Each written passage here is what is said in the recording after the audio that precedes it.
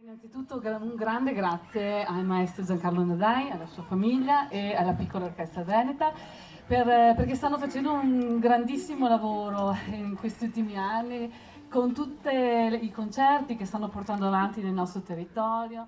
Un insegnamento che mi ha dato mia nonna. Mia nonna era una donna umile. Sì.